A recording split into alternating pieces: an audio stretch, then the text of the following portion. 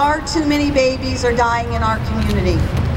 And as everyone here can attest, one baby dying is too many. Today, 7 babies will be lost to sudden infant death syndrome. More than 70 new parents will face the reality of a stillbirth. April 22nd, 2008, Earth Day, plays in my mind like someone videotaped my life.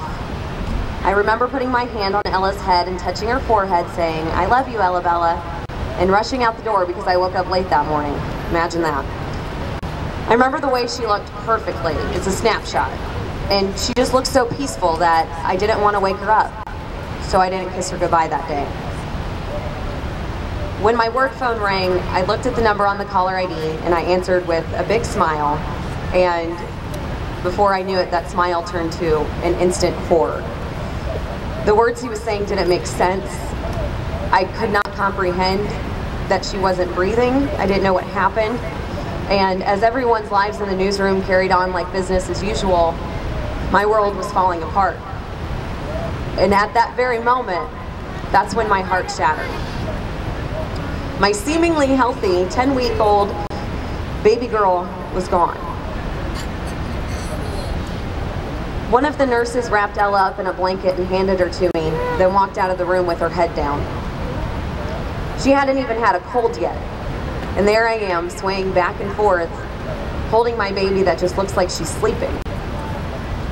For split seconds at a time, I would look down at her and forget that she wasn't with us anymore. I remember having to be picked up off the floor twice because my legs were too weak to hold me up.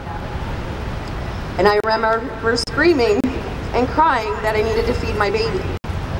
I remember going to bed and not remembering that she was gone when I woke up the next morning.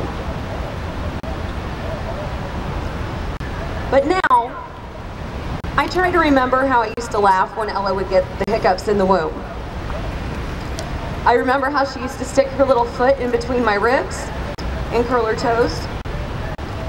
And I remember the first moment she looked at me. I remember how she made the funniest faces and had the most coincidental timing when it came to pictures. And I remember how she brought friends together, old and new, how she put a smile on a stranger's face, and how all she knew how to do was love. I had the chance to know her and learn from her.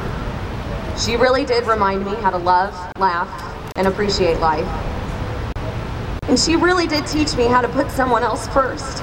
Her presence was brief, but her impact is infinite. And I'm not saying that my heart doesn't still feel broken, and that I don't sometimes still cry myself to sleep. All I'm saying is that it is okay to come together and